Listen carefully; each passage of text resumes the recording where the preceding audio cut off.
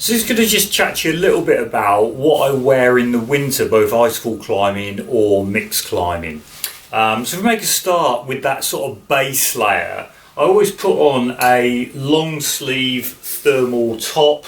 I like the ones with the sort of short zip because that allows me to sort of ventilate when I'm walking in and out of the climbs. And then I'll also put on some thermal leggings that will go underneath those mountain pants. So that's a kind of staple in the winter. But I also, as I'm packing my rucksack to go climbing, I'll also put in a second long sleeve thermal top. Because what I like to do on those longer walk-ins, I like to change that sort of what is now damp, that thermal top after a long walk-in, and put on a really nice sort of dry base layer.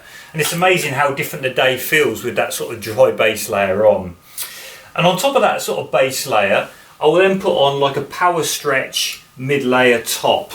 I like the ones with the full zips and also with the hood as well. So that's my sort of second piece of layer in there, my sort of power stretch top. And then over the top of those two pieces, I'll then put a sort of medium weight insulated jacket. I've really kind of got into wearing these sort of medium weight insulated jackets, both as standalone pieces but also layering pieces in the winter, as opposed to those traditional sort of heavyweight fleeces. I mean, these pack up really small when you're carrying them.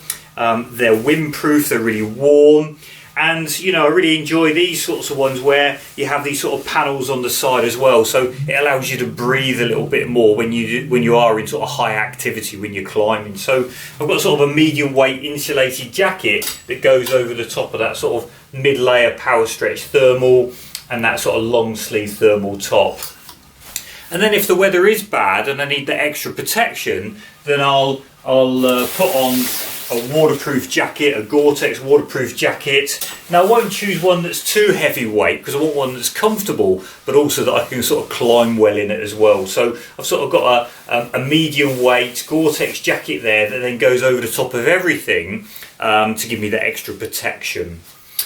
Also in my rucksack, apart from that sort of spare thermal, I always carry a heavier weight sort of insulated duvet style jacket, and that's there for when I'm inactive. I may be at the base of the crag standing around, I may be at a belay or something, or it's just a jacket to give me that extra warmth, that extra protection if it's very cold. So I'll always carry a heavier weight kind of duvet that for most part sits in my rucksack. So that's pretty much all that sort of top layering. But in terms of my legs, I've got those sort of thermal leggings on, and over the top of those thermal leggings, I'll wear some heavyweight, power stretch style mountain trousers. And for the most part, that's enough actually for when I'm icefall climbing or mixed climbing. But if the weather is bad, and again I need the extra protection, I've got some Gore-Tex trousers, some shell pants that I put on over the top of those mountain trousers to give me that protection I need. I don't go too heavyweight with these mountain trousers because for the most part they live in my rucksack. But when I do need them, they're good, they give me the protection I need. And I've also got these sort of long zips down the side of your legs that enables you to put them on while you are still wearing your boots and crampons. So, these live for the most part in your rucksack, but when I've got them on, they give me the protection I need and I can put them on without taking my boots off.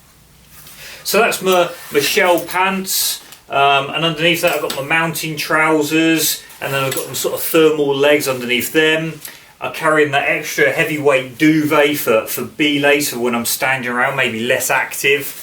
And then I've got the sort of layering pieces, such as I've got my shell jacket, that insulated jacket underneath that, a power stretch top, and then that sort of long sleeve dry thermal that I've packed and taken to the crag and put on when I've got there. So that's pretty much what I wear or what I carry up to the crag. It gives me loads of flexibility in combination in terms of when I'm walking and high activity, or when I'm at slower pace and when I'm climbing. So lots of options there, but also as a combination, plenty of warmth to keep me warm in the winter.